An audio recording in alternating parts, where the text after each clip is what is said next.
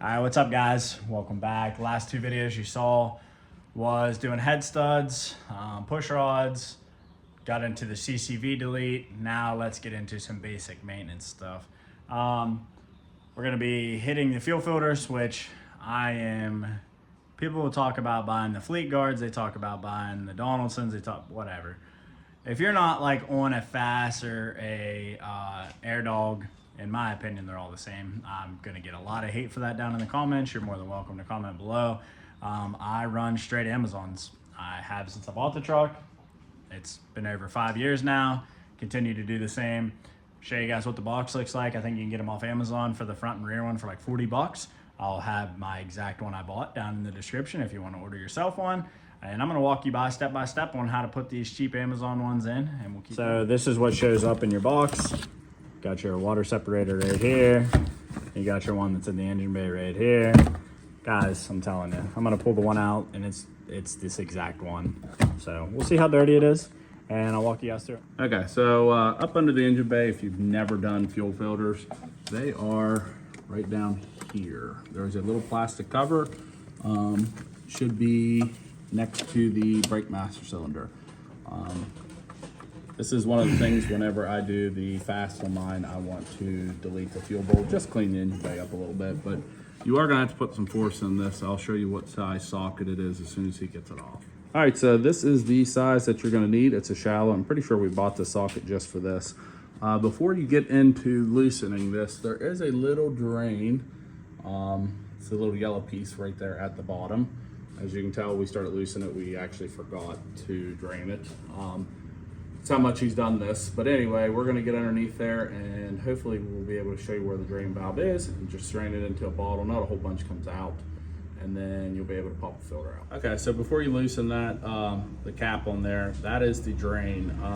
Unfortunately, the rubber hose that went on the bottom of his is tore. So that's something he's gonna have to look at or do lift pumps like I am. But once that's drained, you can then go ahead and pop the cap off, which it's pretty tight with it being plastic. So make sure you got the correct size on there so you don't strip it. And then I'll show you what it looks like once it comes out. Okay, so he is getting ready to pull the cartridge out. Guys, these are the Amazon ones that everybody tells you not to buy. And this thing probably has 10,000 miles on it, I'd guess. That ballpark. Try not to make a mess here. That's how she looks. So the new one, if you can see on the bottom of there, it does have a rubber O-ring. Make sure you put that on the bottom of the new one as well. It's right there in the package. By the way, the O-ring actually goes on the cap. That was my mistake, but he is pushing this down in the filter. You guys will feel it. It's like you feel it catch and then there she be. Just like that. And then of course, you know, you'll make sure before you finish this job up there, turn the cap back closed so it's not draining fuel. You are probably gonna have to prime the truck. You definitely have to. It might have a rough time starting.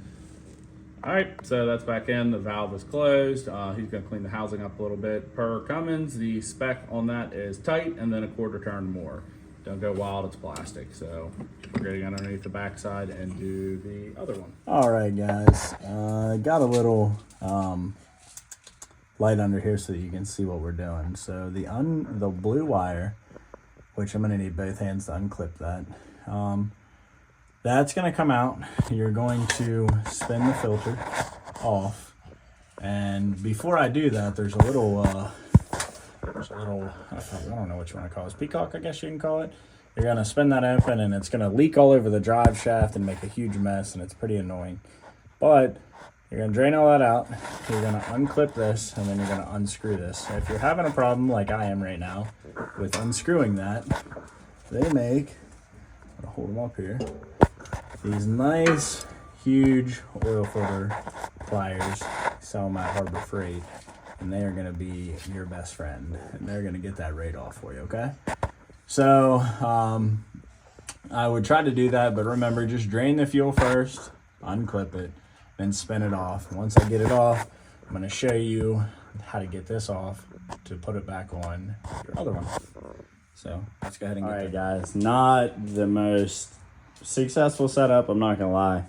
I haven't had this off in years. This is totally my fault, probably, but I had to go get these at the parts store, which was like dude, look how much force it took to twist this off. So guys, just remember this stuff's like finger tight. It's not like, or not finger tight. It's tight, but not like, dude, insane.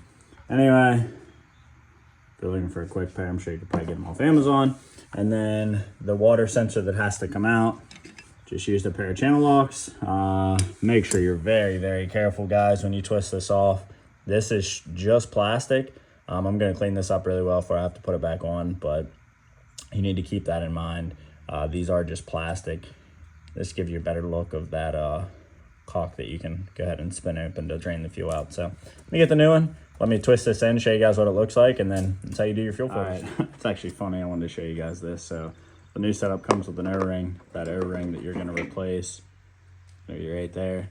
Pop that off. But anyway, the thing I was just talking about in the video before I closed it out, it literally says a quarter turn when it's tight. And then it says that. So whenever I'm telling you guys, you don't have to put these on with like all your strength in the world. You literally don't have to, guys. So anyway, replace the O-ring, put that in, plug your sensor back in. You guys got fuel filters. These are $30, guys, or 40, something like that. You guys can sit here and absolutely demolish me in the comments all you want. My truck has 230,000 miles. It's on Tune 5 on an S464. The truck pulls a camper, pulls my dirt bikes, does everything I need it to. So you guys can judge me all you want on these, but until they fail or until I have a big problem, I'm gonna keep rocking them. I will link these down in the description below. Support those who support you guys. Quest to 10,000.